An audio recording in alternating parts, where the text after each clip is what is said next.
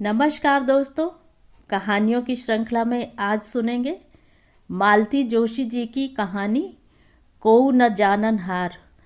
लेकिन उससे पहले मेरा आपसे विनम्र अनुरोध है कि अगर मेरे द्वारा सुनाई हुई कहानियाँ आपको अच्छी लगती हैं तो मेरे चैनल को सब्सक्राइब ज़रूर करें, लाइक करें और अपने दोस्तों और परिचितों में शेयर भी करें। बेल आइकन दबाना बिल्कुल भी ना भूलें। आज सुनिए कोऊ न जानन हार। तुम्हारे जीजा जी नहीं रहे। कप में चाय डालते हुए मेरे हाथ अनायास कांप गए। मैंने इनकी ओर प्रश्नार्थक दृष्टि से देखा। अखबार हाथ में लिए ये कुटिल ढंग से मुस्कुरा रहे थे। उस क्षण वे मुझे बड़े अजनबी से लगे। मैंने अखबार उनके हाथ से झपट लिया। पहले ही पृष्ठ पर काले चौखाने में समाचार था। नगर के प्रसिद्ध कपड़ा व्यवसायी रोटेरियन श्री सेठ बनवारी लाल जी का लंबी बीमारी के बाद बम्बई के एक नर्सिंग होम में निधन हो गया। समाचार तो काफ़ी लंबा था, पर और आगे पढ़ने की इच्छा ही नहीं हुई। अखबार को मेज पर पटक कर मैंने कसैले स्वर में कहा, मेरे जीजा जी को परलोकवासी हुए 18 वर्ष बीत गए हैं। आपको शायद मैं बता चुकी हूँ। चौंकने की बारी अब उनकी थी। सॉरी अनु, उन्होंने अपराधी स्वर में कहा और किसी तरह चाय समाप्त कर वहाँ से उठ गए। उनके चेहरे पर पुते अपराध बोध ने बाद में मुझे धिक्कारना शुरू किया। इतना ताव खाने की क्या ज़रूरत थी भला? सब कुछ जानते बूझते भी उन्होंने आज तक इस विषय में कभी कुछ नहीं कहा था। आज ही पता नहीं कैसे इतनी ओछी बात कह गए। पर वे तो पराए ही हैं। हम लोग जो दीदी के परम आत्मीय हैं, हम भी तो इस अपराध से बरी नहीं हैं। हम भी तो दल बांधकर दीदी का न्याय करने बैठ गए थे और उतना बड़ा अन्याय कर डाला था। उसकी टीस अब तक सालती है। हम सब लोग तब अम्मा की तेरही पर भैया के यहाँ इकट्ठे हुए थे। बेचारी अम्मा मन में यह अरमान लिए ही चली गईं कि बेटा उन्हें बेटी की कमाई खाने के पाप से उबार ले और अपने साथ लिवा ले जाए। जिस दिन भैया का रिजल्ट आया था, उसी दिन उन्होंने ऐलान कर दिया था कि अब वे किसी की धौंस नहीं सहेंगी, अपने कमाऊ पूत के पास जाकर रहेंगी। पर वह शुभ दिन कभी आया ही नहीं। सरकार की नई नीति के मुताबिक भैया की पहली पोस्टिंग वज्र देहात में हो गई थी। ढंग से आने जाने का साधन भी नहीं था। कॉलेज से नए नए निकले डॉक्टर 2 वर्ष तक देहातों में खट सकते थे। अधिकांश लोगों ने सरकारी नौकरी से मोह त्याग दिया। जो खाते पीते घर के थे, वह तो अपनी क्लिनिक खोलकर ही बैठ गए। कुछ पैसा कमाने के लिए खाड़ी के देशों में चले गए। भैया मन मारकर नौकरी करते रहे, पर जब भी घर आते अपनी दुर्दशा का बखान कर अम्मा को रुला रुला देते थे। अम्मा ने लाख कहा, मुझे साथ ले चल, कम से कम खाने पीने का तो आराम हो जाएगा। भैया कानों पर हाथ रख लेते, तुम्हारी छुआछूत वहाँ कौन संभालेगा, और फिर रोज़ तो तुम्हें बीमार होना है। तू डॉक्टर जो साथ होगा, मैं तुम्हें देखूंगा या अपने मरीजों को। और फिर गांव में ना ढंग की दवाई मिलती है, ना इंजेक्शन मिलते हैं। शहर ले जाना चाहो तो ढंग की सवारी भी नहीं है। ना बाबा, कल को तुम्हें कुछ हो गया तो ये बहनें मुझे नोच खाएंगी। अम्मा बेचारी तो बेटे के हाथ से मरने को भी तैयार थीं, पर बेटा दूसरी ही उधेड़-बुन में था। लगातार कोशिश करने के बाद उन्हें आखिर पीजी में एडमिशन मिल ही गया। फिर से पढ़ाई की बात सुनकर अम्मा को तो काट मार गया जैसे। पर भैया ने उन्हें समझा दिया कि आजकल एमबीबीएस की डिग्री को कोई टके सेर भी नहीं पूछता, और फिर इस पढ़ाई में तो वेतन भी मिलता है। और अम्मा का मन रखने के लिए भैया स्टाइपेंड के रुपए मिलते ही 5-50 उन्हें जेब खर्च के लिए थमा देते। अम्मा धन्य हो जाती। उनका सोया हुआ आत्मसम्मान फिर जाग उठता। वह नहीं जानती थी कि भैया इसका दोगुना दीदी से वसूल लेते थे। एमडी करते करते पता नहीं कब भैया अपने एक प्रोफेसर की नज़रों में चढ़ गए। उनके बहनोई को एक ऐसे ही होनहार डॉक्टर की तलाश थी, जो उनका क्लिनिक भी देखे और उनकी इकलौती बेटी का हाथ भी थाम सके। उनके दोनों बेटे विदेशों में जाकर बस गए थे। ना उन्हें देश में रुचि थी, ना पिता के फलते फूलते व्यवसाय में। बस चट मंगनी पट ब्याह वाली बात हो गई। हम लोगों को कुछ सोचने का मौका ही नहीं मिला। अम्मा तो इतने अच्छे रिश्ते की बात सुनकर ही गदगद हो गई थी। दोनों कुलों में आज तक ना तो ऐसी शानदार शादी हुई थी, ना ऐसा जोरदार दहेज आया था। देखने वालों की आंखें फटी की फटी रह गई थीं। लेकिन शादी के बाद भाभी तो घर में आई नहीं। हाँ, भैया जरूर ससुराल चले गए। जाते समय भाभी अपना सारा सामान बटोर कर ले गईं। एक तिनका भी यहाँ नहीं छोड़ा। घर फिर वैसे का वैसा निराभरण अकिंचन रह गया। और इस बार तो भैया भी चले गए। उनका नौकरी पर जाना और जबलपुर जाना दो अलग बातें थीं। वे जब ग्राम कुल्था के लोगों को चिकित्सा सुविधाएं दे रहे थे, तब वे और हम सब छुट्टियों की आशा लगाए रहते थे। अम्मा उनकी पसंद की कोई चीज़ बनते ही रो पड़ती थी। पता नहीं कितने पकवान उनके आगमन तक मुलतवी हो जाते। जाते हुए हर बार एक पूरी डोलची भरकर खाद्य सामग्री भैया को साथ ले जानी होती थी। पर अब तो पूरा परिदृश्य ही बदल गया था। भैया अपनी संपन्न ससुराल में हर तरह का वैभव भोग रहे थे। अब तो नौकरी नहीं थी, धंधा था, इसलिए छुट्टी का सवाल ही नहीं उठता था। अब तो चिट्ठी के लिए भी हम लोग तरस जाते थे। तीज त्योहार पर वे आते तो लगता घर में एक नहीं दो दो मेहमान आ गए हों। भाभी हर बार आते समय ढेर सारी मिठाइयाँ लाती, सबके लिए कीमती साड़ियाँ और तोहफे लाती। पर हम लोगों के संबंध औपचारिक ही बने रहे।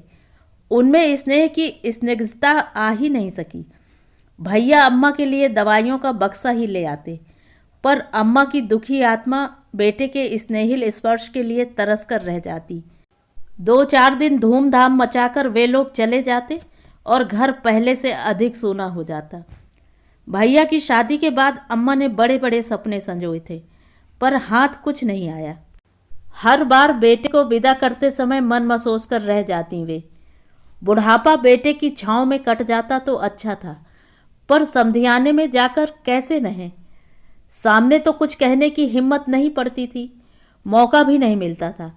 पर बाद में मुझसे चिट्ठी लिखवाती कि बेटे अब अपना घर बार बसाओ। ससुराल में 4 दिन की पहुनाई अच्छी लगती है, 30 दिन रहने से मान घटता है। ऐसी 3-4 चिट्ठियों के बाद एक बार भैया ने मुझे ही डांट कर लिख दिया था, यह क्या उल जलूल लिखा करती हो तुम?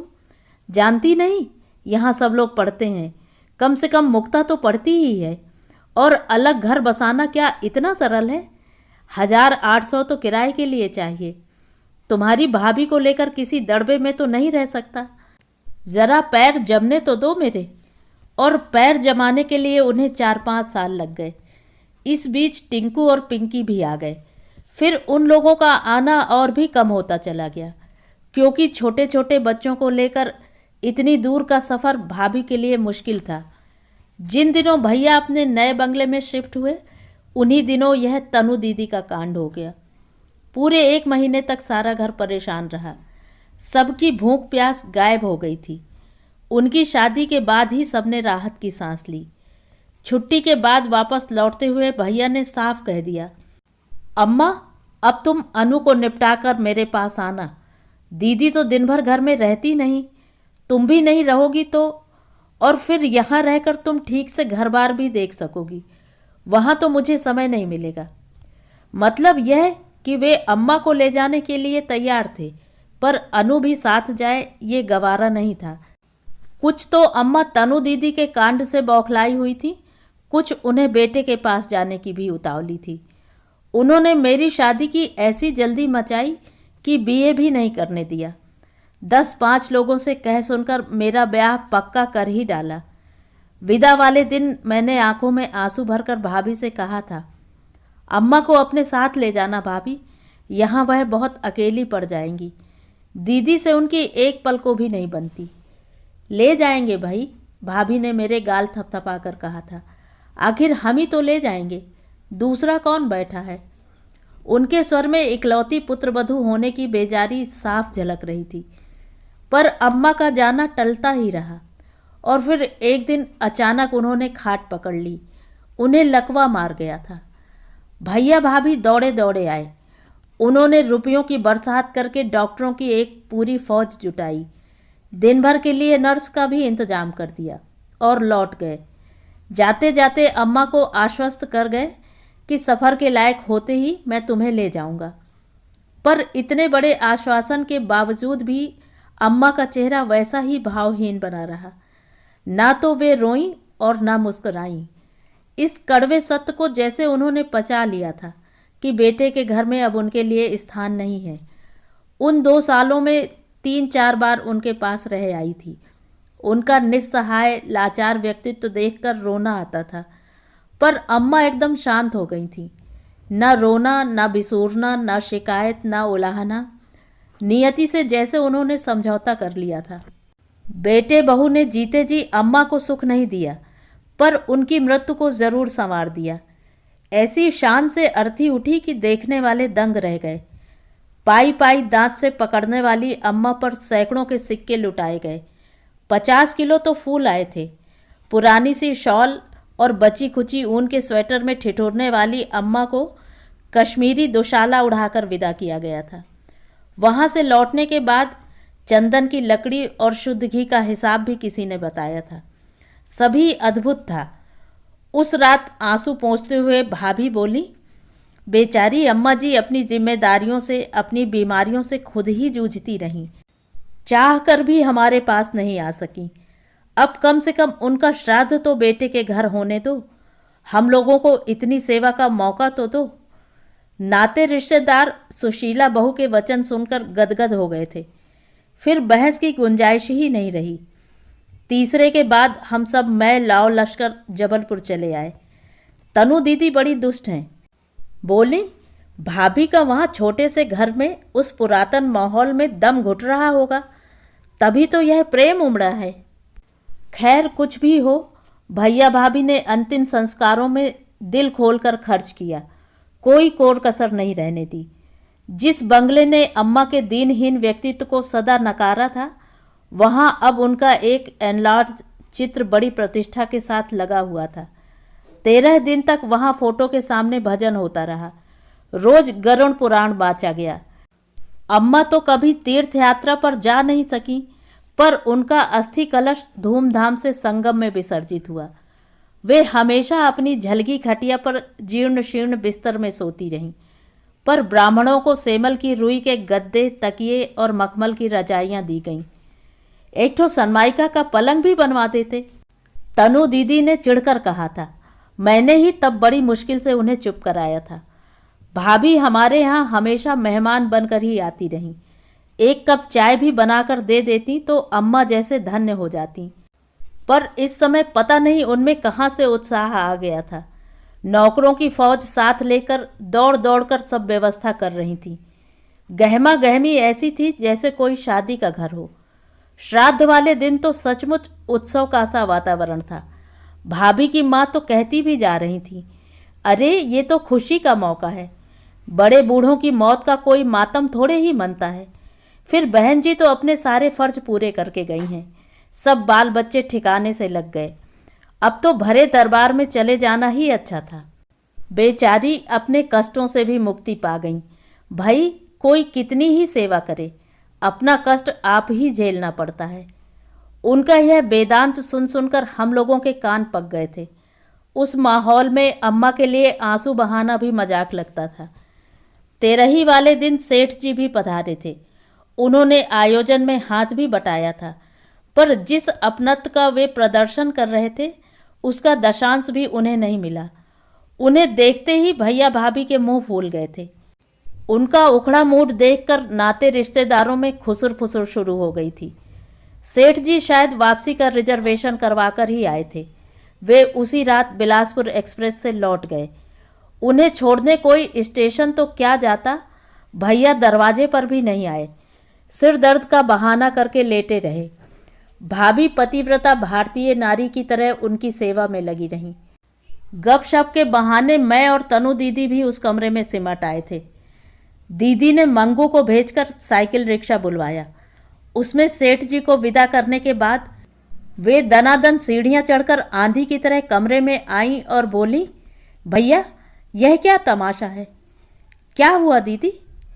यहाँ हर अरे गहरे आदमी के लिए गाड़ियाँ दौड़ रही हैं और सेठ जी को रिक्शे पर जाना पड़ा।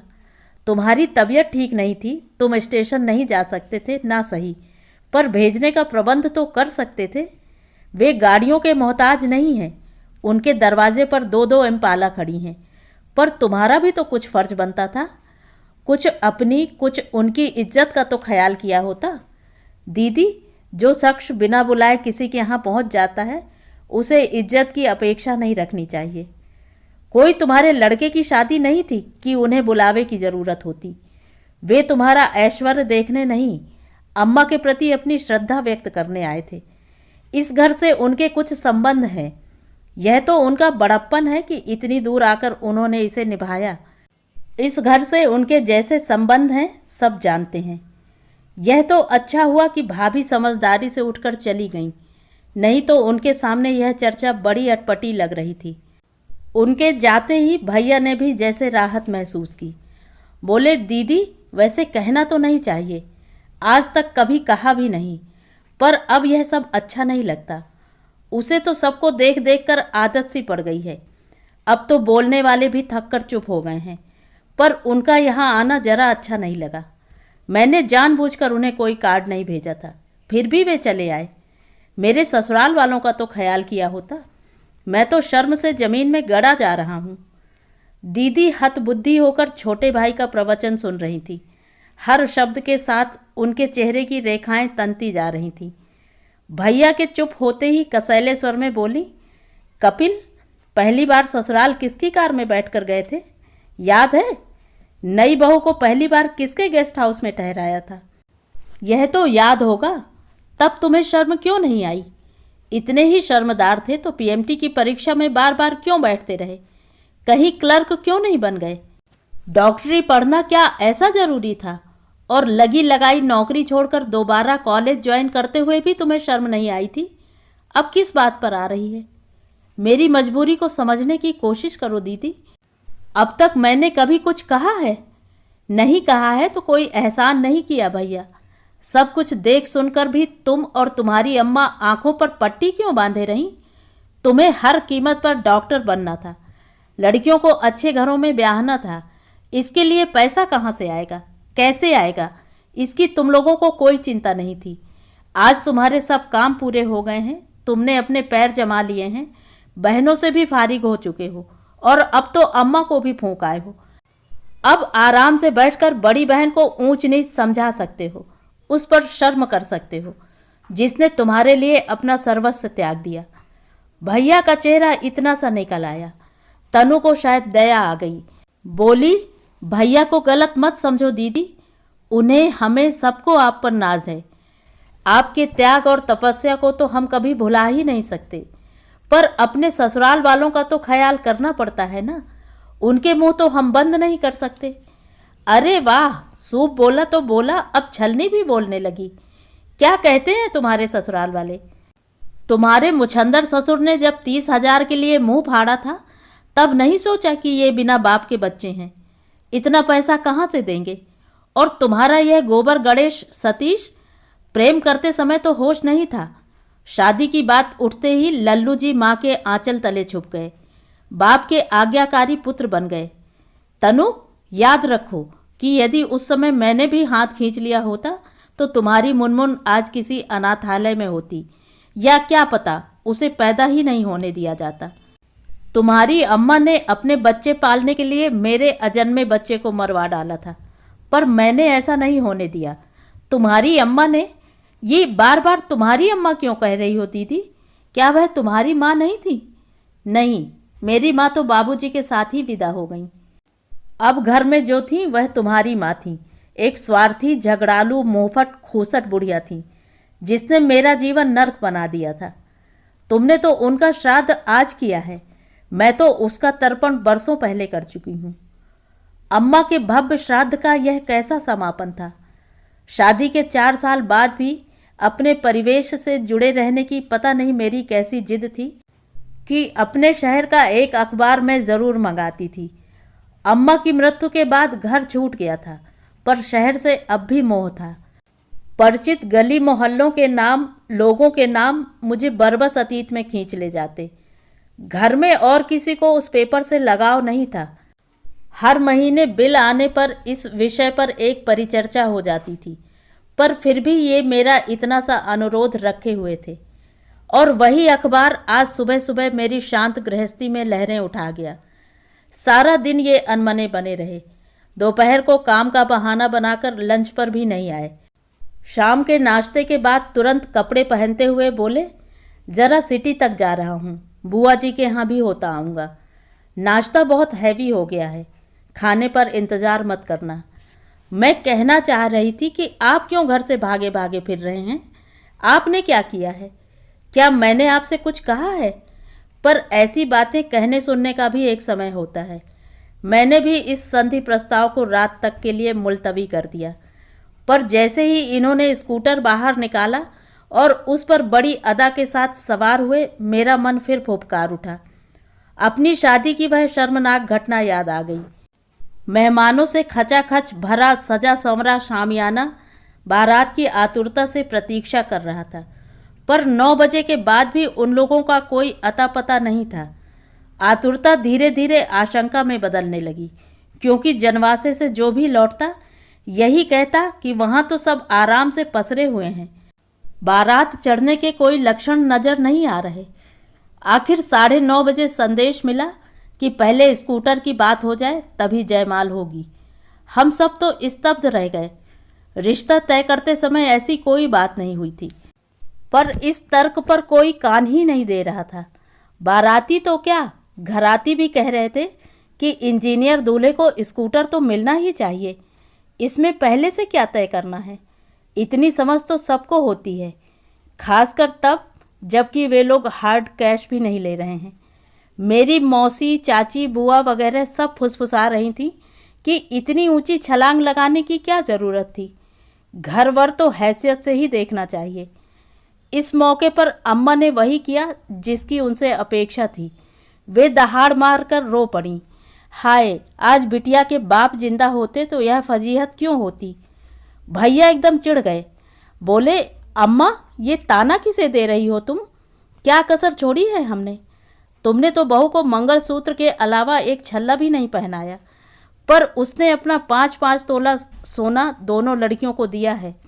फ्रिज समेत सारा सामान दे रहे हैं, 10-20 हजार ऊपर से लगा रहे हैं। और क्या करें, रुपए क्या मेरे यहाँ पेड़ों पर फलते हैं? हाँ, पहले से पता होता तो कुछ इंतजाम भी कर लेते, पर वे तो अड़ गए हैं। या तो स्कूटर दो या पैसे, अभी इसी वक्त। मुझे भी ताव आ गया। सारी लाज शर्म छोड़कर मैंने कहा, भैया लौटा दो बारात, ऐसे लालचियों के यहाँ मुझे शादी नहीं करनी है।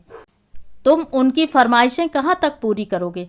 मैं कुंवारी रह लूँगी, पढ़ी लिखी हूँ, नौकरी करके पेट भर लूँगी। अपने ओजस्वी भाषण पर मैं स्वयं ही मुग्ध हुई जा रही थी कि दीदी की कड़कदार आवाज़ सुनाई दी, तुम लोग अब चुप भी रहोगे या तमाशा ही किए जाओगे? और फिर अपने सदा के संयत धीमे स्वर में बोली, शांत हो जाओ, सब व्यवस्था हो गई है।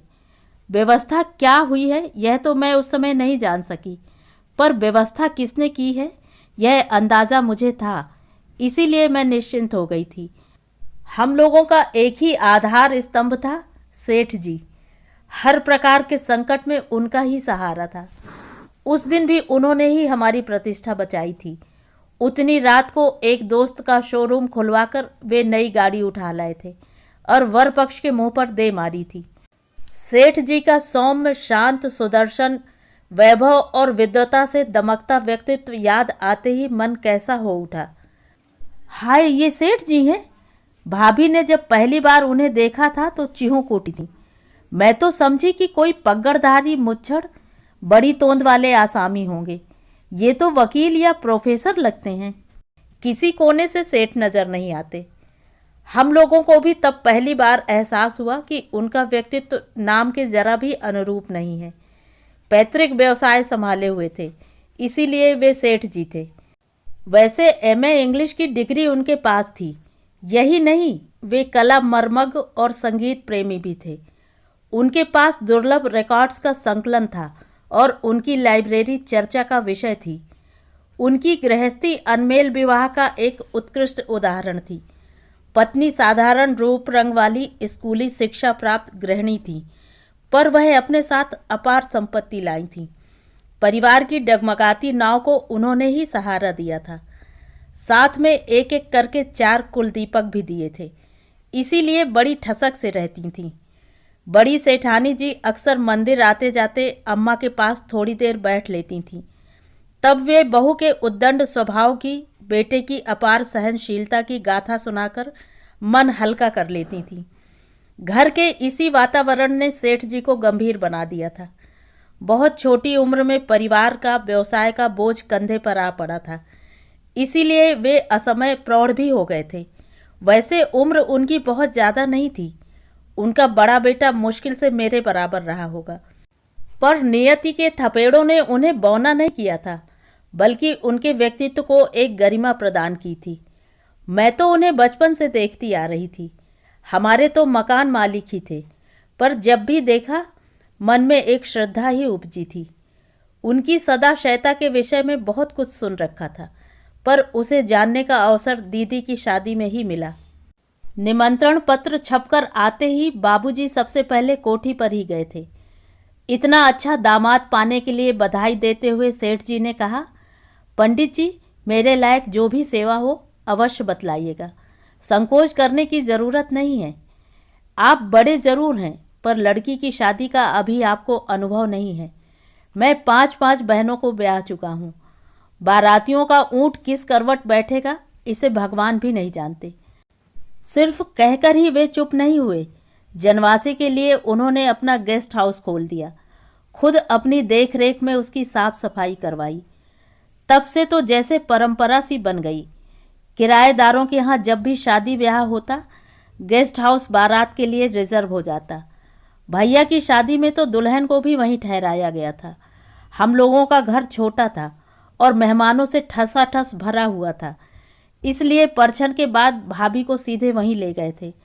सुबह नहा धोकर वे दोनों आ जाते, रात को वापस लौट जाते। 3-4 दिन तक, जब तक भाभी रहीं, यही क्रम चलता रहा। दीदी के ससुराल वाले तो जनवासे की चमक दमक देखकर ही दंग रह गए थे। तिस पर उनकी सेवा के लिए गाड़ी भी थी। ढेर के ढेर लोग बटोर लाए थे, पर उनसे ढूंढ कर भी कहीं कोई नुक्स निकालते न बना। भाग्य की बात, इतने धूमधाम से ब्याही गई दीदी ससुराल में साल भर भी नहीं रह पाई।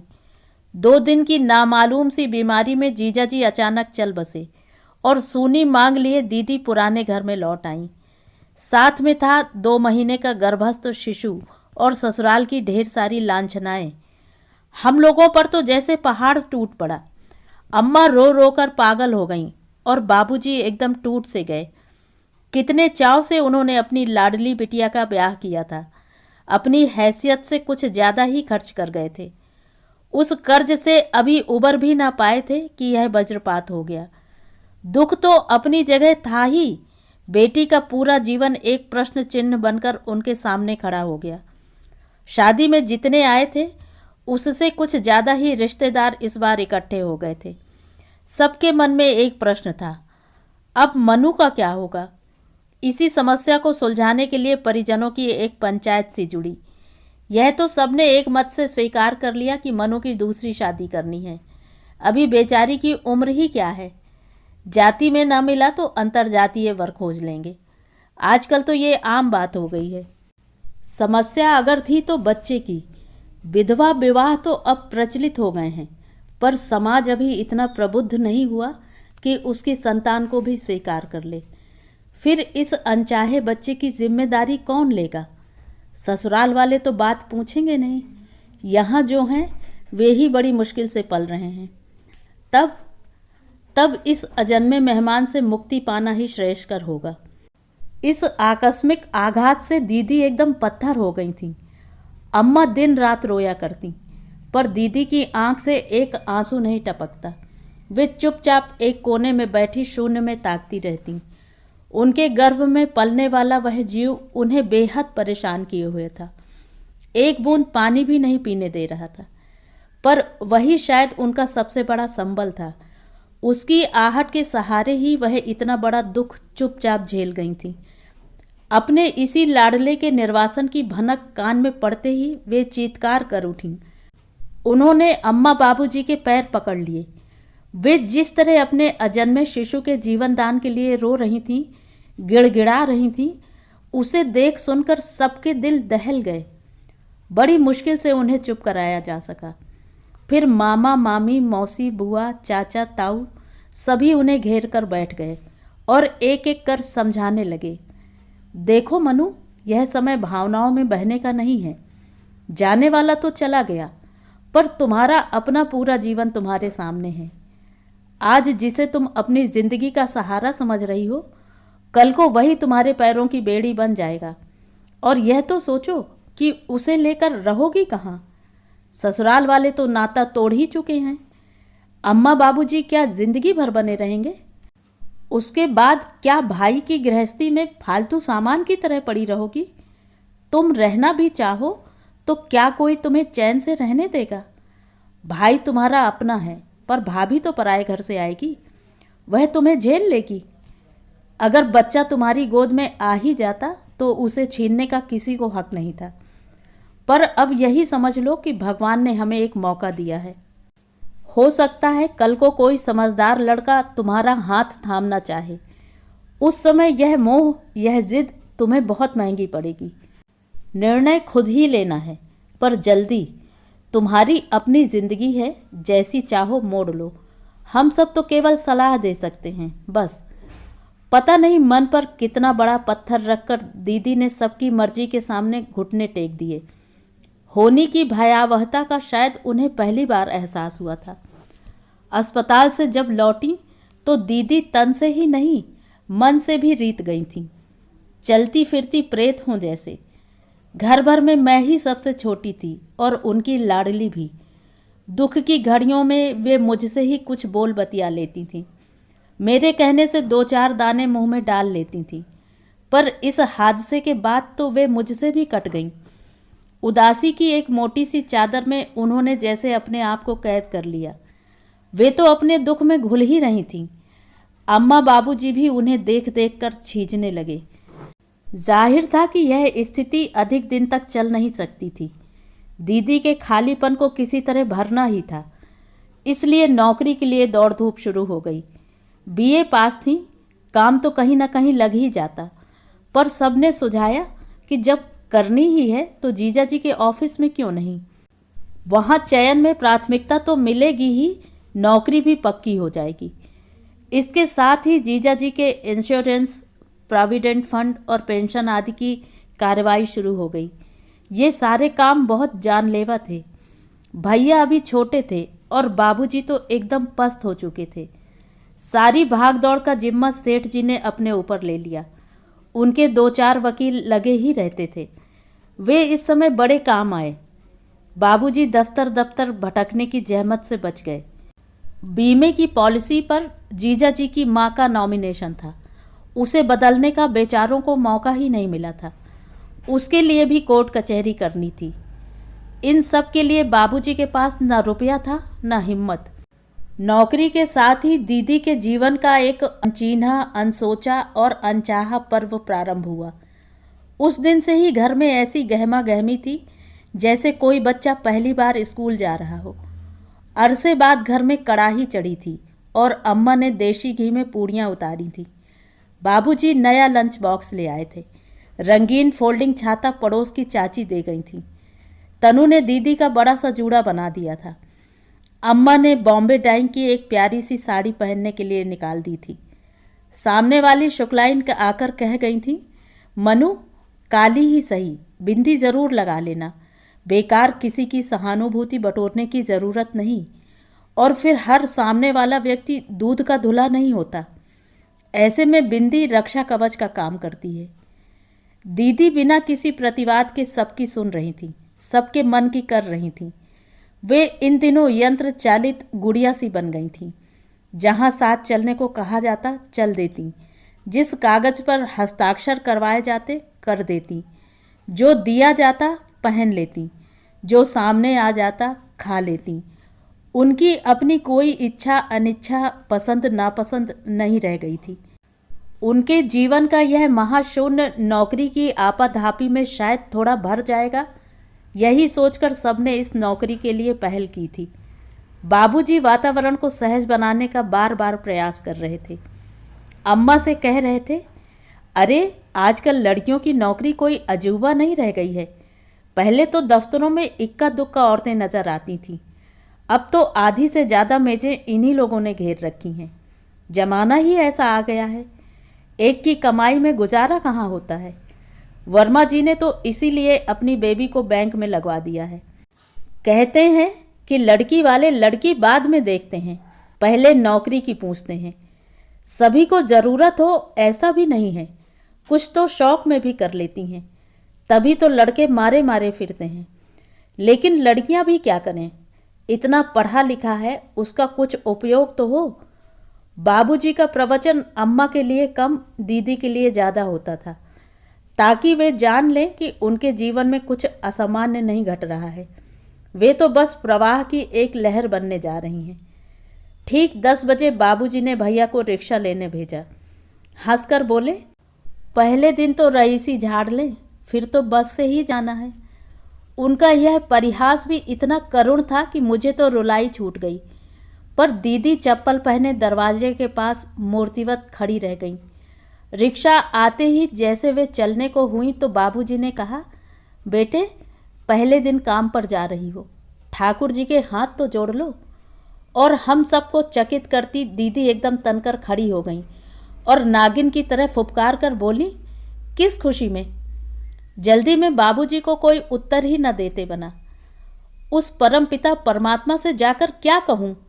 यही कि हे प्रभु, तू बहुत दयालु है, तेरी असीम अनुकंपा से श्री आलोक कुमार की कुर्सी खाली हो गई है और सौभाग्य से मुझे मिल गई है।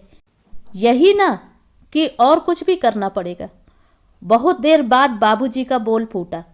मरी सी आवाज में बोले, देखो बिटिया, तुम्हारा मन ना हो तो ना सही, नौकरी करना कोई ऐसा ज़रूरी नहीं है। हम लोगों ने तो यही सोचा था कि तुम्हारा दिल लग जाएगा। दिल लगे या ना लगे बाबूजी, मुझे नौकरी तो करनी ही है। कब तक आप पर बोझ बनी रहूँगी? पर मेहरबानी करके भगवान का धन्यवाद करने के लिए तो मत कहिए। और वे चप्पल फटकारती हुई रिक्शे पर जाकर बैठ गई। हम सब स्तब्ध थे। पिछले दिनों दीदी इतनी चुप चुप थी कि हम उनकी आवाज़ ही भूल गए थे। आज उन्होंने अपना सारा संचित आक्रोश हम सब पर उड़ेल दिया था। सुबह से बाबूजी ने बड़ी मुश्किल से हिम्मत जुटाई थी। दीदी की बातें सुनकर उनका मुंह सूख गया। किसी तरह अपने को ठेल कर वे बाहर ले गए और सिर नीचा करके दीदी की बगल में जाकर बैठ गए। दीदी को दफ्तर पहुंचाकर वे 1 बजे घर लौटे थे। मई की तपती दोपहरी में पैदल चलकर आए थे, जैसे अपने आप को सजा दे रहे हों। धूप और थकान से बेहाल, पसीने से लथपथ, वे आते ही निढाल होकर पड़ गए। शाम तक तो डॉक्टर बुलाने की नौबत आ गई। डॉक्टर मेहरा ने बताया कि धूप लग गई है, पर हम सब जानते थे कि धूप नहीं, उन्हें दीदी की बात लग गई है। इतने दिनों तक बड़ी मुश्किल से अपने पर काबू किए हुए थे वे, एक झटके में ही बिखर गए। इस घटना के बाद 2 महीने वे जीवित रहे, पर ऐसे कि जैसे बेहोशी में जी रहे हों। उनके जीवन का रस ही जैसे किसी ने निचोड़ लिया हो, और जिस दुख को वे इतने दिन तक मन ही मन पीते रहे, वही एक दिन उन्हें निगल गया। 6 महीने के भीतर हम पर यह दूसरा वज्रपात था। संकट और परीक्षा की इन घड़ियों में दीदी अगर हमारे साथ नहीं होती तो पता नहीं हमारा क्या बनता। यह बात तो बहुत छोटी सी है कि उन्हीं के दम से हमारे यहाँ दोनों वक्त का चूल्हा जल रहा था। सबसे महत्वपूर्ण तो यह था कि उन्होंने एक पल के लिए भी हमें यह महसूस नहीं होने दिया कि हम अब अनाथ हो गए हैं। वे फिर से पहले वाली स्नेहमयी दीदी बन गई थी। पहले वे हमें अपनी ओट में छिपाकर अम्मा बाबूजी के रोष से बचा लेती थी, अब विधाता के कोप से हमारी रक्षा कर रही थी। पहले अपने जेब खर्च से हमारी छोटी मोटी फरमाइशें पूरी कर दिया करती थी, अब जिंदगी की अहम ज़रूरतों को पूरा कर रही थी। अब फिर से उनसे अपने सुख दुख की बात की जा सकती थी। उनकी गोद में सिर छिपाकर निसंकोच रोया जा सकता था। बाबूजी की प्राइवेट नौकरी थी, पेंशन का वहाँ कोई प्रावधान नहीं था। फिर भी उन्होंने भैया की नौकरी के लिए पेशकश की थी। भैया तो एकदम रुआंसे हो गए थे। बचपन से ही वे डॉक्टर बनने का सपना पाले हुए थे। बाबूजी की भी यही तमन्ना थी। अब 19 वर्ष की कच्ची उम्र में बाबूगिरी में चिपकने की कल्पना उनके लिए असहनीय थी। बेचारे एकदम गुमसुम से हो गए, पर उन्हें अपने अरमानों का गला नहीं घोटना पड़ा। दीदी ने आगे बढ़कर नौकरी का यह प्रस्ताव ठुकरा दिया। बाबूजी नहीं रहे तो क्या हुआ, मैं तो हूँ, मैं अपने भाई को डॉक्टर बनाऊंगी। मुसीबत अगर थी तो अम्मा को लेकर थी। पता नहीं कैसी हो गई थी कि उन्हें समझना और समझाना मुश्किल हो गया था। उनका दुख स्वाभाविक था, पर उसे व्यक्त करने का ढंग बड़ा अशोभनीय लज्जास्पद था। जीजा जी की मृत्यु के बाद उनका लगातार रोना देखकर हम लोग परेशान हो गए थे, पर बाबूजी की मृत्यु पर तो उनका शोक अनर्गल प्रलाप में बदल गया था। अपने सारे सुसंस्कार ताक पर रखकर वे दिन रात दीदी को कोसती रहती कि खसम को खाकर मरने यहाँ आ गई और बाप को भी खा गई। दोनों घर उजाड़ कर अब महारानी चैन से बैठी हैं। हम लोग सुनते और कांप कांप जाते। इस तरह की भाषा पहले कभी सुनी भी नहीं थी। अपनी स्नेहशीला जननी का यह रूप हमारे लिए सर्वथा नया था। क्या ये वही अम्मा है जिन्होंने दीदी की शादी के 2 महीने पहले से ही रोना कलपना शुरू कर दिया था? शादी का काम करते या उसकी बात भी करते करते उनके आंसू निकल आते थे। विदा के दिन तो वे एकदम बेहोश हो गई थीं। दीदी जब अपने दुर्भाग्य का लेख लेकर ससुराल से लौटी तो अम्मा ने उन्हें ऐसे सहेज लिया था जैसे वह नन्ही बच्ची हों। अपनी ममता का ऐसा मजबूत घेरा उनके चारों ओर बना दिया था कि संवेदना प्रकट करने वाले भी दीदी तक पहुंच नहीं पाते थे। वे ही अम्मा अब कैसी हो गई थीं? उनके स्नेह का स्रोत किसने सोख लिया था? और उस दिन तो हद ही हो गई। मैं बैठक वाले कमरे में बैठकर पढ़ रही थी कि पड़ोस की चाची ने आवाज़ दी, अनु जरा सुनना। दरवाज़ा खोलकर देखा, लकदक साड़ी पहने, मेहंदी महावर लगाए, सजी संवरी चाची कहीं जाने को तैयार खड़ी थी। ये चाबी रख ले अनु, पप्पू मुन्ना स्कूल से लौटें तो दे देना। वे जाने को मुड़ी थीं कि अम्मा बाहर निकल आईं। इतनी धूप में कहाँ जा रही हो दुल्हन? चाची एकदम सकपका गईं। अम्मा का और उनका पिछले 15-20 वर्षों का साथ था। बुलावे में, मंदिर में, बाजार में, हर कहीं दोनों साथ ही जाती थीं। इसीलिए चाची बेचारी बाहर ही चाबी देकर खिसक रही थी कि अम्मा ने उन्हें रोक ही लिया। इतनी धूप में कहाँ चल दी? चाची सकुचाकर बोली, परले मोहल्ले वाली शुक्लाइन ने सुहागने न्योती हैं। कब से जाना था, पर काम निपटाते यह टेम हो गया। चलूँगी अब। अनु चाबी का ख्याल रखना बिटिया। और चाची जैसे जान छुड़ाकर भागीं। अम्मा दरवाजे में देर तक खड़ी उन्हें जाते देखती रहीं। बाबूजी की मृत्यु के बाद से अम्मा ने घर के बाहर पैर नहीं दिया था, पर पास पड़ोस की खोज खबर रखने की आदत वे नहीं छोड़ पाई थी। चाची जब तक दिखाई देती रहीं, अम्मा उन्हें देखती रहीं। उनके गली में ओझल होते ही वे पछाड़ खाकर जमीन पर गिर पड़ीं और भूमि पर लोट लोट कर रोने लगीं। मैं तो एकदम घबरा गई। तनु दीदी भी भीतर से दौड़कर आ गईं। क्या हुआ अम्मा? हम दोनों पूछती रह गईं, पर ना उन्होंने कोई उत्तर दिया, ना ही उनकी रुलाई का वेग कम हुआ। शाम 5 साढ़े 5 बजे दीदी थकी हारी दफ्तर से लौटीं। अम्मा उस समय भी अस्त व्यस्त अवस्था में नंगे फर्श पर पड़ी हुई थी। क्या हुआ? दीदी ने घबरा कर पूछा। अम्मा एकदम उठ बैठी। अब होने को और क्या बाकी रह गया है करमजली? पता नहीं किस को घड़ी में अपनी सोनी मांग लेकर घर में घुसी थी कि मेरा भी श्रृंगार छिन गया। निगोड़ी मुझे भी अपने जैसा कर गई। हम तीनों जैसे पत्थर हो गईं। हम तो यही समझे थे कि बाबूजी के वियोग में अम्मा पगला गई हैं, पर शायद उससे भी बड़ा दुख था सुहागिन की उपाधि का छिन जाना। कितनी ठसक के साथ शादी ब्याह में, मुंडन कंछेदन में जाती थी, वह अधिकार छिन गया। अपनी इस हताशा को वे इतने निर्मम ढंग से दीदी पर थोपेंगी, किसने सोचा था? पूरी शाम घर में सन्नाटा सा रहा। हम बार बार कनखियों से दीदी को देख रहे थे, पर उन्हें जैसे कुछ भी नहीं व्यापता था इन दिनों। उन्होंने इत्मीनान से स्टोव जलाकर अपने लिए चाय बनाई, फिर हम दोनों बहनों को आवाज़ देकर कहा, तनु तू आटा लगा, तब तक अनु सब्जी काट देगी। मैं ज़रा कपड़े बदल कर आती हूँ, फिर चटपट खाना बना दूंगी। खा पी कर तुम लोग पढ़ने बैठो, ये रोना धोना अब रोज का ही लगा रहेगा। इस पर अम्मा ने फिर कोई बहुत ही कड़वी बात कही, पर दीदी उसे भी चुपचाप पी गईं और मुंह हाथ धोने चली गईं। रोज की तरह उन्होंने फटाफट खाना बनाया और बैठक के कमरे में बैठकर पेपर देखती नहीं।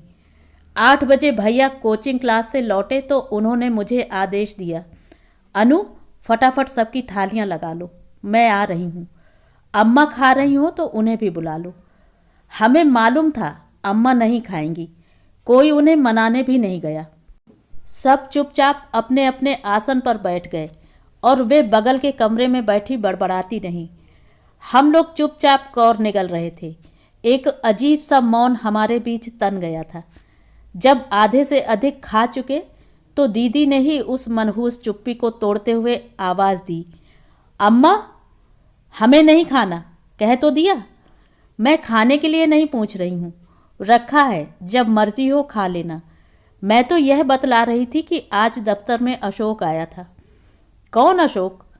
अशोक मेरा देवर। इतनी जल्दी भूल गई? क्या कह रहा था? कुछ नहीं, पिछली बातों के लिए माफ़ी मांग रहा था। कह रहा था माँ ने बुलाया है, पापा भी याद कर रहे हैं। अम्मा अब बहुत देर तक उदासीन नहीं रह सकीं, उठकर रसोई में आ गईं और वहीं फर्श पर बैठकर बोलीं, अब बड़ी याद आ रही है। तब तो अब शकुनी कुलक्षणी जाने क्या क्या कहकर घर से निकाल ही दिया था। उनका क्या दोष है अम्मा? जवान जहान बेटा इस तरह अचानक चला गया। उनके दुख की कोई सीमा है? ऐसे में कहने सुनने का होश किसे रहता है? अशोक क्या कह रहा था? कहा तो माफ़ी मांग रहा था, घर चलने की जिद कर रहा था, पिछली बातों पर पछता रहा था। वाह, बड़ा पछतावा हो रहा है अब। तुम्हारे बाप के मरने पर कोई झांकने भी नहीं आया। इतना सा व्यवहार भी तब निभाते न बना, अब बड़ा प्यार आ रहा है। प्यार क्यों नहीं आएगा अम्मा? उनके बेटे की 250 रुपये पेंशन मंजूर हुई है, 15,000 इंश्योरेंस मिलेगा।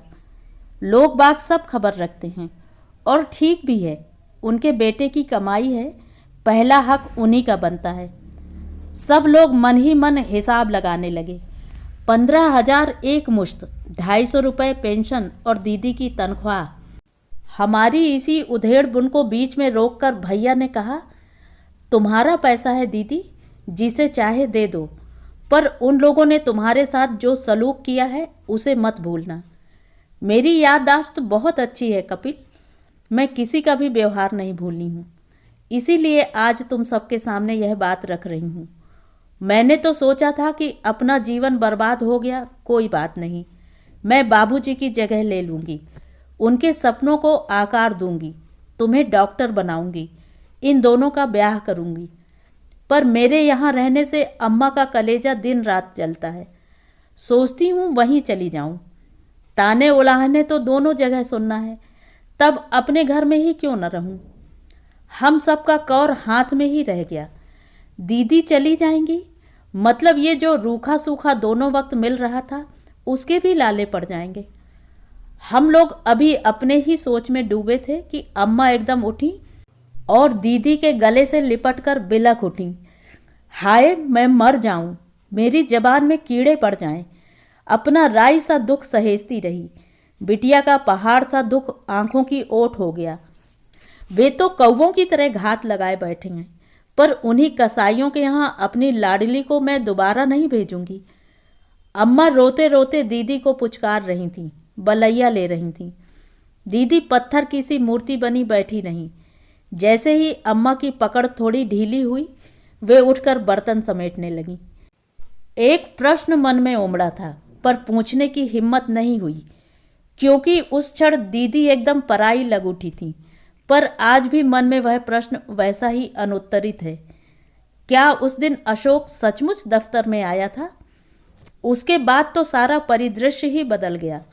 बाबूजी की जिम्मेदारियां तो उन्होंने बहुत पहले ओढ़ ली थीं, पर गृह स्वामिनी की हैसियत से जिस मान सम्मान का, सुख सुविधा का उन्हें अधिकार था, उस पर अब ध्यान दिया जाने लगा। उस छोटे से घर में एक ही कमरा ऐसा था जो जरा अलग थलग सा था। पहले वह अम्मा बाबूजी का कमरा हुआ करता था, बाद में भैया ने उसे अपना स्टडी रूम बना लिया था। वह कमरा कब और कैसे दीदी का हो गया पता ही नहीं चला।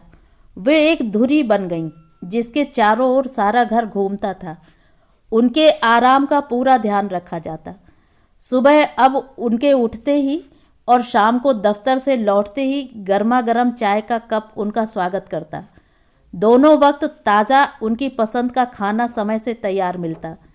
सुबह वे हाथ मुंह धोकर आती, तब तक बिस्तर पर साफ चादर बिछ चुकी होती। कमरा धुला पुछा मिलता।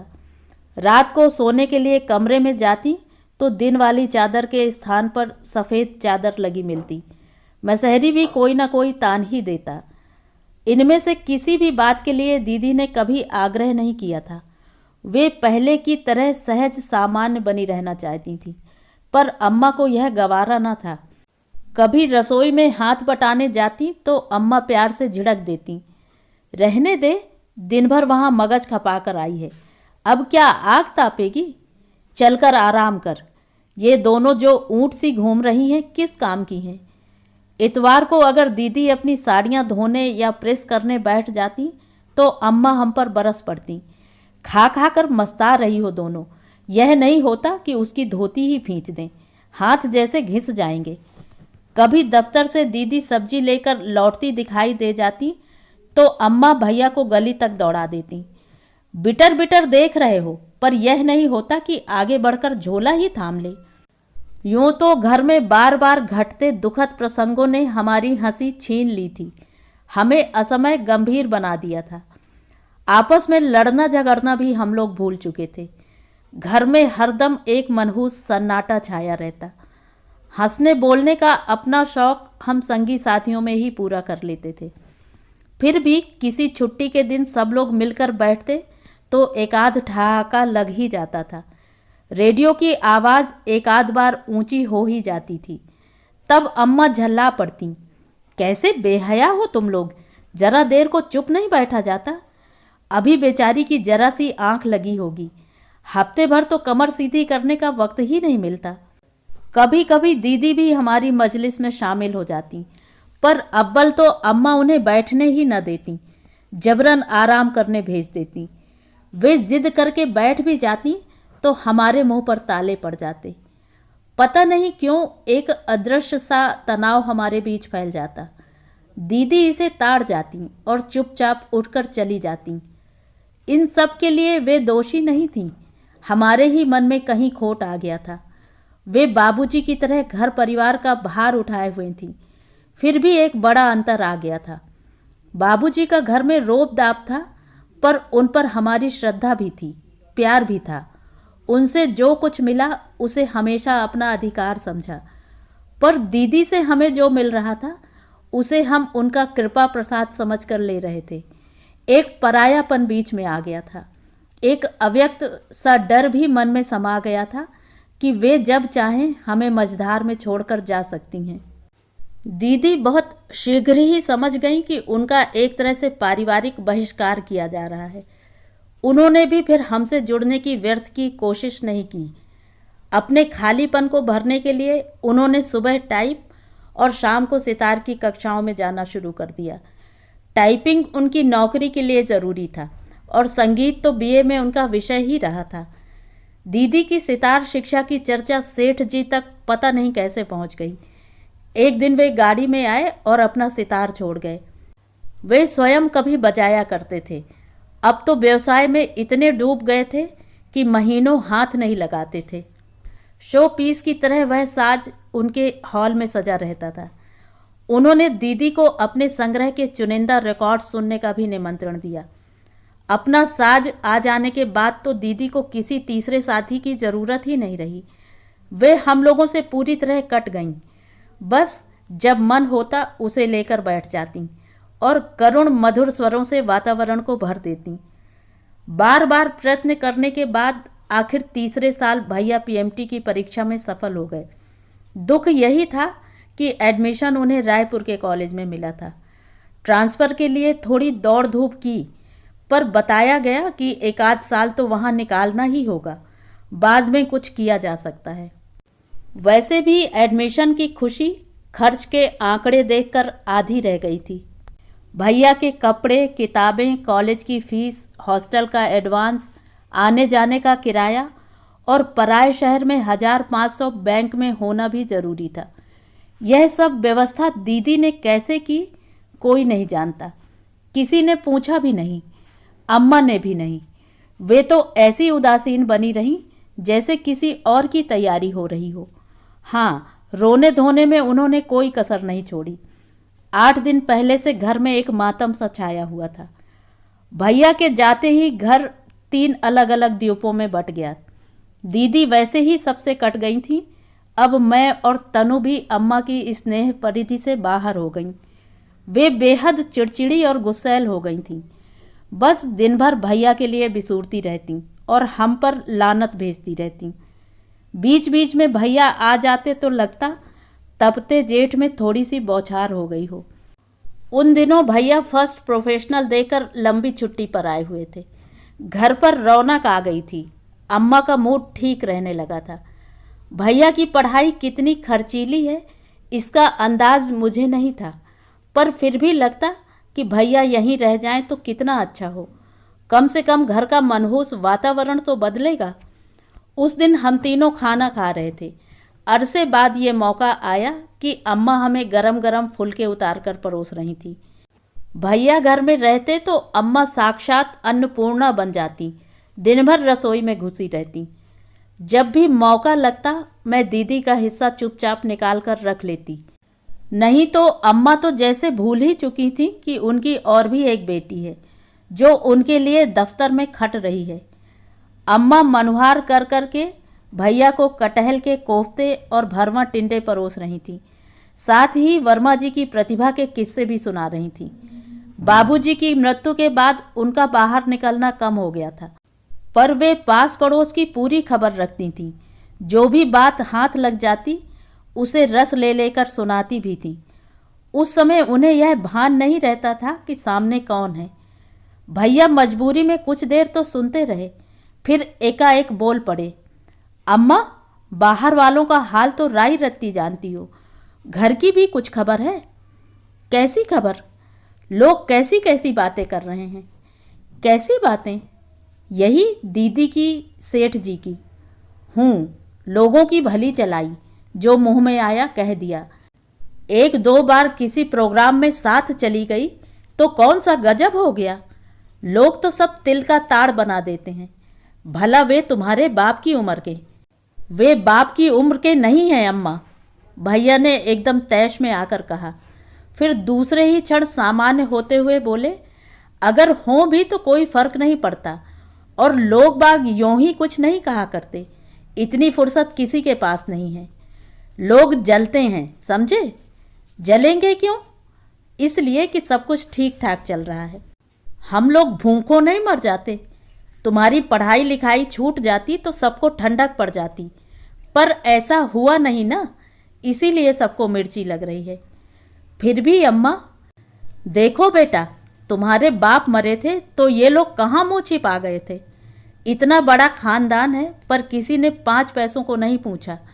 कोई भल मनसाहत में थोड़ी सी मदद कर देता है तो उस पर भी ये लोग कीचड़ उछालने को तैयार हैं। सच, मेरी तो ऐसी जान जलती है कि बस। तनु दीदी सदा की मुंहफट एकदम से बोल उठी, अम्मा, हम लोग दीदी की शादी क्यों नहीं करते थे? हम सब आवाक होकर उनका मुंह देखते रह गए। अम्मा बस क्षण भर को चुप रही होंगी। बोली, शादी कर देंगे तो खाएंगे क्या? उनके इस 2 टूक प्रश्न का हमारे पास कोई उत्तर नहीं था, लेकिन उस क्षण अम्मा के प्रति ऐसी वितृष्णा हुई कि शब्दों में बांधी नहीं जा सकती।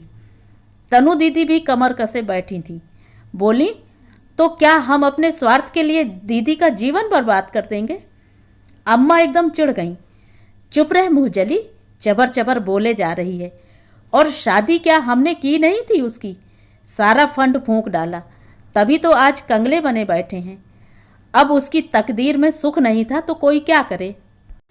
ये 2-2 और छाती पर बैठी हैं। अब उनको देखें कि बड़ी की शादी करवाते रहें। फिर इस कड़वी चर्चा का समापन सा करती हुई भैया से मिश्री घुले स्वर में बोली, देखो बेटा, तुम इस पचड़े में पढ़कर अपना दिमाग खराब मत करो। बस अब तो जल्दी से पढ़ लिख कर नौकरी में आ जाओ। लड़की की कमाई हम कै दिन खाते रहें। यह प्रसंग फिर दोबारा घर में नहीं उठा। आंख कान बंद कर लेना भी एक कला है। अम्मा ने इसे बहुत अच्छी तरह से आत्मसात कर लिया था, क्योंकि उन्हें जीना था। पर उनसे एक भूल हो गई। अपनी इस उदासीनता को वे एक रस नहीं रख सकीं। जितना ही उन्होंने दीदी को अनदेखा किया, हम लोग खुली हवा में सांस लेने के लिए छटपटा जाती। तनु दीदी तो बोल्ड थीं। कई बार कॉलेज से पिक्चर के लिए भाग जाती या सहेलियों के यहाँ चली जाती। लौटने पर उनकी शामत आती, पर वे दिलेरी से सब सह जाती। एक दिन उनकी सहन शक्ति भी जवाब दे गई। उन्होंने अम्मा को सुना दिया, जिनसे कहना चाहिए उनके सामने तो जबान नहीं खुलती, हम ही पर रोब झाड़ती हो। वे कमा कर खिला रही हैं इसलिए। बाप रे! फिर तो अम्मा ने उनकी वह धुनाई की कि 3 दिन तक तनु दीदी खटिया पर पड़ी रहीं। पर उस घटना ने उन्हें और भी निर्द्वंद बना दिया, इतना कि फिर अम्मा भी कुछ कहते हुए सहम जाती। यही निर्द्वंदता उन्हें एक दिन ले डूबी। सच, उस समय दीदी ने यदि साहस ना जुटाया होता तो तनु दीदी कहीं की नहीं रहती। वही दीदी अब कितनी अकेली पड़ गई हैं। सुबह सुबह मैंने ऐलान कर दिया, प्लीज़ मेरा रिजर्वेशन करवा दीजिए, दीदी के पास जाऊंगी। ये एकाएक तुम्हें क्या हो गया? अपनी बहन से मिलने का मन हो गया और क्या? क्यों, कोई हर्ज है?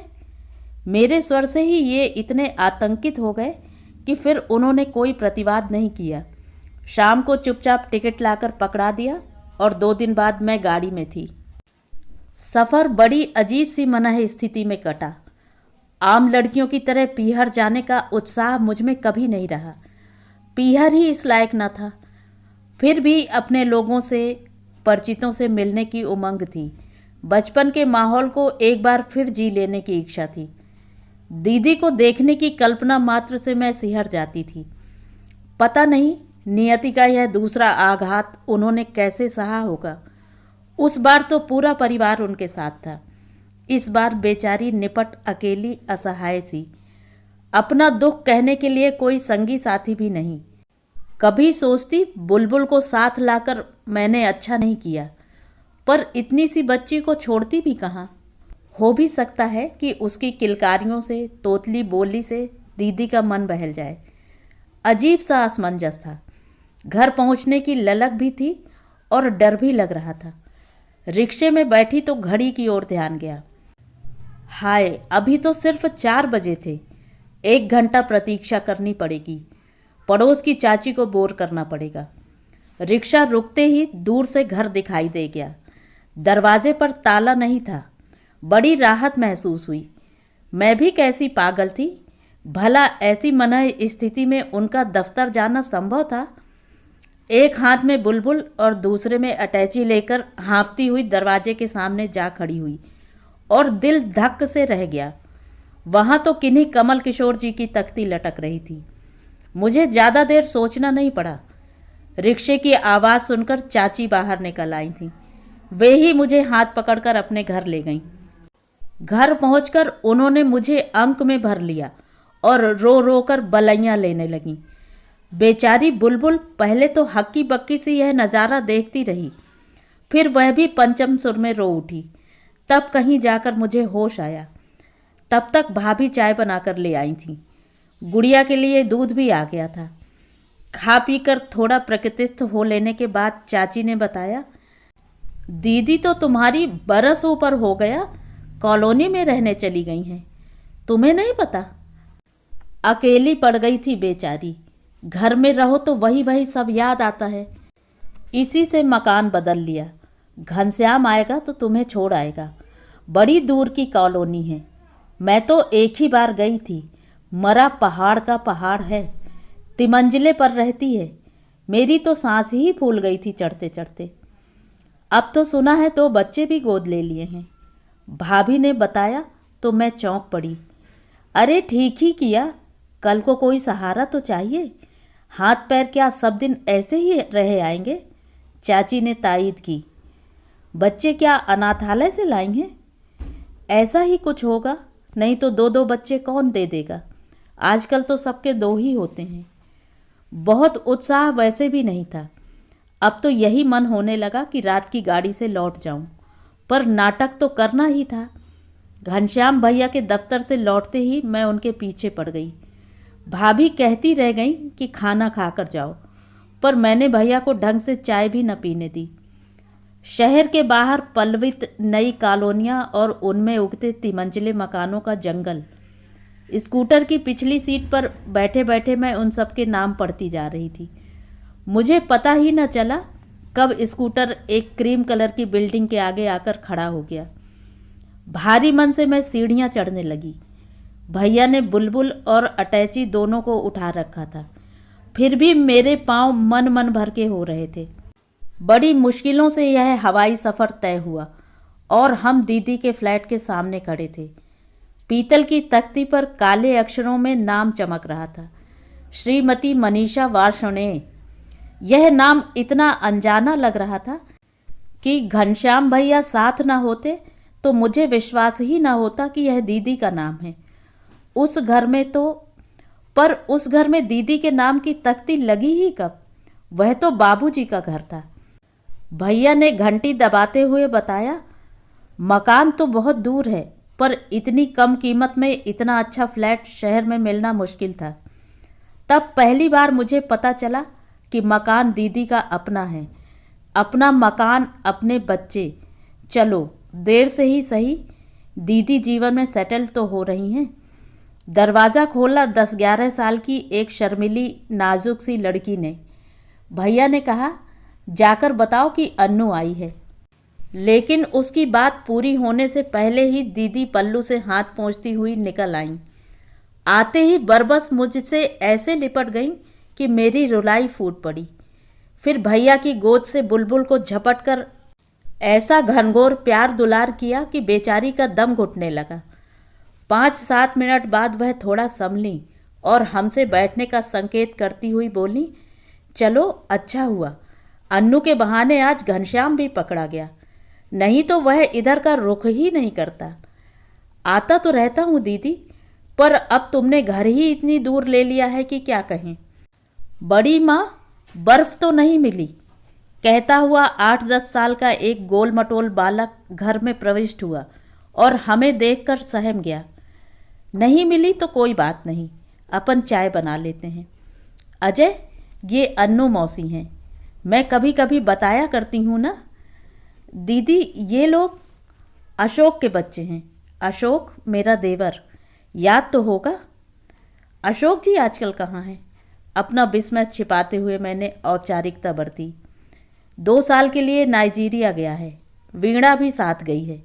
बच्चों की समस्या थी, हमने कहा लाओ हम रख लेते हैं। इनके दादा दादी बहुत थक गए हैं, अब उम्र भी तो हो चली है। माँ जी को तो ठीक से दिखता भी नहीं है। विमला उन्हें अपने साथ ले गई है, पर वहाँ गांव में बच्चे क्या करते, इसलिए मैंने रख लिया। कम से कम पढ़ाई का नुकसान तो नहीं होगा। चाय पीकर घनश्याम भैया चले गए। उनके जाते ही अजय ने अर्जी पेश की, बड़ी माँ, मैं साइकिल चलाऊं? एक शर्त पर, तेज नहीं चलाओगे और उस पर सर्कस भी नहीं करोगे। मैं यहाँ ऊपर बालकनी से देख रही हूँ। उसके जाते ही अंजू ने पूछा, हम गुड़िया को पारुल के यहाँ ले जाएं? गिराओगी तो नहीं? पर पहले फ्रॉक तो बदल लो, सुबह से सिलबिल सी घूम रही हो। कहकर दीदी चुप नहीं हुई। उन्होंने उसकी कंघी की, मुंह धुलवाया, कपड़े बदलवाए। मैं एक कोने में बैठी चुपचाप उन्हें देखती रही। बचपन में यह सब करवाने का अधिकार मेरा था, पर वे दिन अब कितनी दूर निकल गए। बच्चों के जाते ही मैंने कहा, बच्चे तुम्हें आंटी क्यों नहीं कहते? बड़ी माँ तो बड़ा आउटडेटेड लगता है। मुझे तो बड़ा अच्छा लगता है, किसी तरह ही सही माँ होने का बोध तो कराता है। दीदी ने शायद यह बात सहज भाव से ही कही हो, पर मैं सहम कर रह गई। उनके अजन्मे शिशु की याद मन में कौंध गई। फिर तो मौन की एक मोटी सी चादर हम दोनों के बीच तन गई। हालांकि दीदी को उसका एहसास नहीं हुआ। वे तो रसोई में व्यस्त हो गई थीं। उन्हें इस रूप में बरसों बाद देखा था। उनका गुनगुनाते हुए आटा गूंदना, सब्जी की डलिया उलट पुलट करना, मसाला पीसना, सब बड़ा अजीब सा लग रहा था। वहाँ तो कभी उन्हें हाथ लगाने की ज़रूरत नहीं पड़ी। मैं और तनु दीदी सब काम निपटा देती थी। मेरी शादी के 2 महीने पहले से एक महाराजिन रख ली गई थी, जो अंत तक रही। अम्मा को उसके हाथ का खाना कभी नहीं भाया। मैं जब भी जाती, अम्मा की फरमाइशें पूरी करती, उन्हें नाना व्यंजन और पसंद की सब्जियां बनाकर खिलाती। पर मेरे जाने के बाद फिर वही झींकना शुरू हो जाता। अम्मा की लाख शिकायतों के बावजूद दीदी ने कभी रसोई में पाँव नहीं दिया। पर वे जिस तन्मयता से खाना बना रही थीं, बाद में जिस आत्मीयता से उन्होंने सबको खिलाया, उसे देखकर ऐसा नहीं लगा कि उन्हें कोई कष्ट या असुविधा हो रही है, बल्कि लग रहा था कि इस तरह खटने में उन्हें आनंद आ रहा था, जैसे इस उठापटक के लिए वे तरस गई हूँ। सफ़र की थकान का बहाना करके मैं आंख मूंद कर लेट गई थी। लेटे लेटे ही मैंने 2.5 कमरों के उस घर का मुआयना कर डाला। छोटी सी गृहस्थी, नपा तुला सामान था, पर उसे बड़ी सादगी और सुघड़ता से सजाया था। केवल घर के बाहर ही उनके नाम की तख्ती नहीं लगी थी, घर के हर कोने में उनके व्यक्तित्व की छाप अंकित थी। रात को सोते सुलाते 11 बज गए। बच्चों की तो जैसे नींद ही भाग गई थी। आखिर दीदी को डपटना पड़ा, तब कहीं जाकर धमा चौकड़ी समाप्त हुई। अंजू का सुबह का स्कूल था। अजय सवेरे ट्यूशन पढ़ने जाता था। दीदी ना डांटती तो क्या करती। दोनों बच्चे कमरे में रोज की तरह सोए थे। हम लोगों के लिए दीदी ने बालकनी में फर्श पर ही गद्दे डाल लिए, ताकि मैं बुलबुल के साथ फैल कर सो सकूं। तिमंजिले पर बड़ी प्यारी हवा आ रही थी। मैं तो बिस्तर से पीठ लगते ही ढेर हो गई थी, पर दीदी बहुत देर बाद बाहर आईं। क्या करने लग गई थी?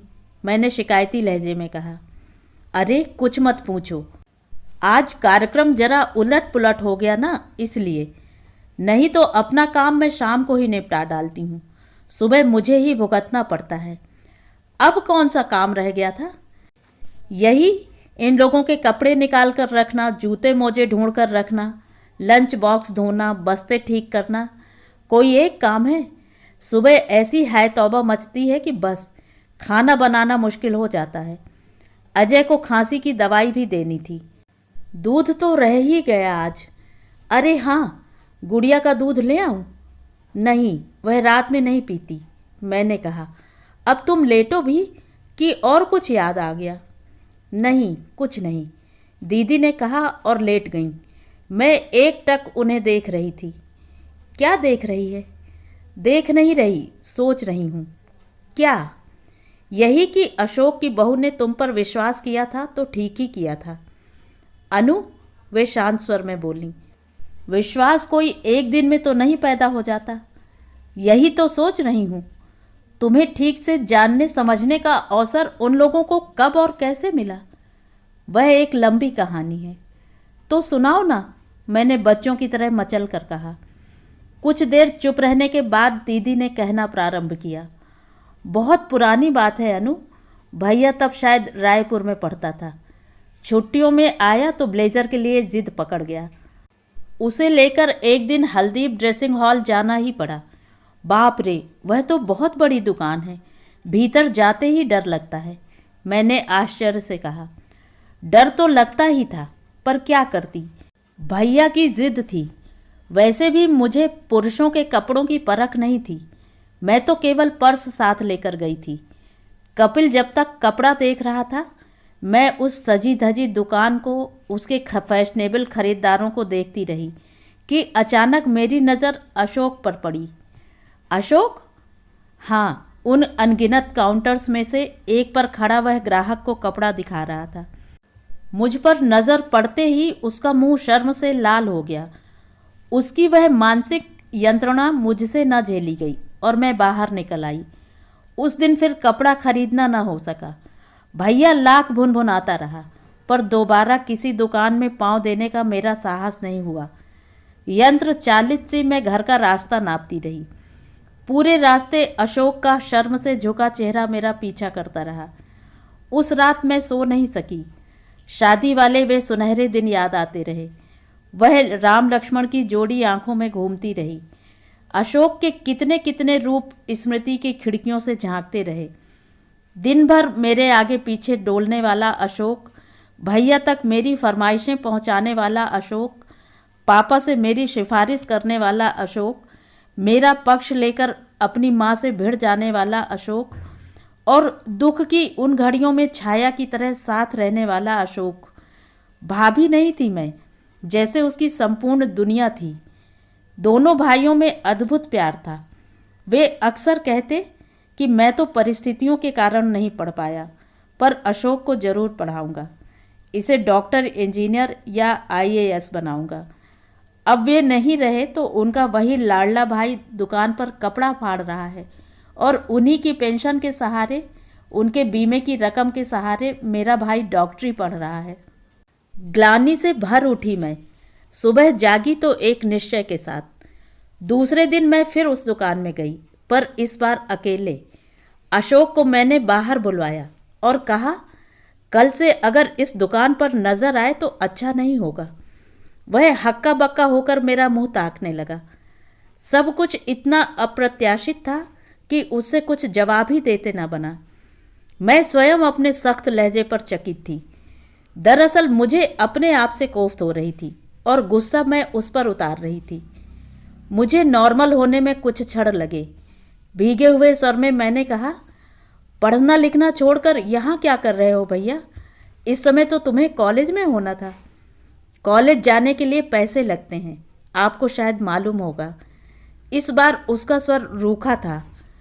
मालूम है, पर तुम्हें उसकी चिंता क्यों हो रही है? अभी तो तुम्हारी चिंता करने वाले मौजूद हैं। तुम्हारे दादा नहीं रहे तो क्या हुआ? भाभी तुम्हें, मैंने सूखी हंसी हंसते हुए कहा, और अभी 10-5 साल तक मरने का इरादा भी नहीं है। उसकी आंखों में एकदम आंसू भर आए। बोला, भाभी अब अकेला नहीं हूँ मैं, माँ पापा तो हैं ही, साथ में बीबी भी है। बीवी? हाँ, माँ का मन बहुत उचाट हो गया था। उसकी जिद थी कि बहू ले आओ, सूने घर में थोड़ी रौनक हो जाएगी। दादा की मृत्यु से माँ एकदम टूट गई हैं, उनसे घर का काम भी नहीं होता अब। फिर पापा को भी लालच था कि 10-12 हज़ार कहीं से मिल जाते तो कोई बिजनेस शुरू कर देते। तू ही सोच अनु, इंटर पास लड़के को क्या तो दान दहेज मिलता और क्या नौकरी मिलती, पर दोनों की जिद ने उस दुधमुहे बच्चे को गृहस्थी में जकड़ दिया। बेचारा ट्यूशन्स करके किसी नाइट कॉलेज में डिप्लोमा कर रहा था, वह भी छूट गया। यह सब कुछ सुनते सुनते हम दोनों खूब रो लिए। मन का सारा कलमश आंसुओं में धुल गया। विदा लेते हुए मैंने कहा, आज से मैं तुम्हारी भाभी नहीं, बड़ी बहन हूँ। जिस चीज़ की ज़रूरत हो मुझसे कहो, पर यह नौकरी छोड़ दो, तुम इसके लिए नहीं बने हो। दीदी, इतनी बड़ी बात हो गई और आपने कभी बताया भी नहीं। किसे बताती? सुनने की फुर्सत किसके पास थी? और उस घर में क्या मैं अपनी ससुराल का नाम भी ले सकती थी? सुनते ही अम्मा के तन बदन में आग लग जाती थी। शायद उन्हें डर लगा रहता था कि अगर ससुराल वालों ने मुझे बहका लिया तो उनके बच्चों का क्या होगा। दीदी, अम्मा के लिए कभी कभी तुम ज़्यादा कठोर नहीं हो जाती? शायद इसलिए कि मैंने उनके स्वार्थ का नग्न रूप देखा है। जानती हो अनु, उन दिनों मामा, मौसी, बुआ हर महीना 15 दिन में मेरे लिए रिश्ते लेकर आते थे, पर अम्मा सबको अपने आप ही चलता कर देती थी।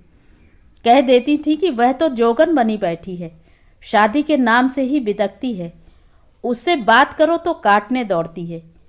अगर उस समय मुझ तक बात आती तो शायद मैं स्वयं मना कर देती। मुझे भी बहनों की चिंता थी, भाई के करियर का ख्याल था, पर मुझे एक मौका तो दिया होता। हर बार इतना बड़ा झूठ बोलने की क्या ज़रूरत थी? कैसे अचरज की बात है अनु, अशोक को सिर्फ मैंने उसका हक दिया, पर उसने उपकार समझकर ग्रहण किया और जीवन भर के लिए मेरा ऋणी हो गया। दोनों मुझे पूजते हैं, पर जिनके लिए मैंने अपना जीवन उत्सर्ग कर दिया वे तो इसे अपना अधिकार मानकर बैठे हुए हैं। चोट एकदम सीधी थी, इसलिए तिलमिलाकर मैंने कहा, उपकार तो सब मानते हैं दीदी, हाँ कहने का ढंग हर एक के पास नहीं होता। और मैं सोचती हूँ कि स्वार्थ जहाँ जितना गहरा होता है, भाषा भी उतनी ही लच्छेदार बन जाती है। मेरा तीर भी निशाने पर लगा है। दीदी एकदम तड़प गईं। बोली, मुझसे किसी का क्या स्वार्थ है, जरा सुनूं तो। कौन सी स्टेट है मेरे पास जो कोई मेरी खुशामद करेगा?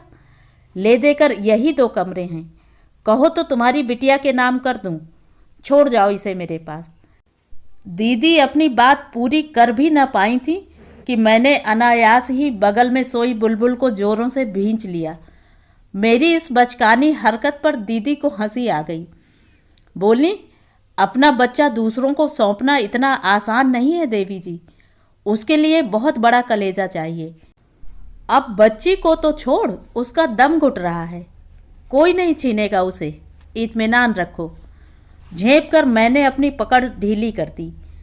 उसके घुंघराले बालों पर उंगलियां फेरते हुए दीदी बोली, स्वार्थ से ही सही कोई अपना तो कहे, मैं तो प्यार की भूखी हूँ रे। अब ये कोई मौका नहीं था, पर मैं तो बेवकूफ़ी पर ही उतर आई थी। बिना किसी भूमिका के पट से कह बैठी, दीदी पेपर में सेठ जी के बारे में पढ़ा, सच बहुत अफसोस हुआ। वे एकदम चौंक पड़ी, फिर सीधे मेरी आंखों में देखते हुए बोली, ओह मातम पुरसी करने आई हो। अब इस बात का क्या जवाब हो सकता था, पर मैंने भी सोच लिया कि जब बात उठाई ही है तो पूरी कह डालना ही श्रेयस्कर होगा। सच कहूँ दीदी, खबर पढ़ने के बाद से बस तुम्हारे बारे में ही सोचती रही हूँ। दुख की इन घड़ियों में तुम निपट अकेली हो, यह सोचकर ही मन कांप उठता था, इसीलिए तो दौड़ी चली आई। तुम आई हो तो अच्छा ही लगा है अनु, पर इतना परेशान होने की ज़रूरत नहीं थी।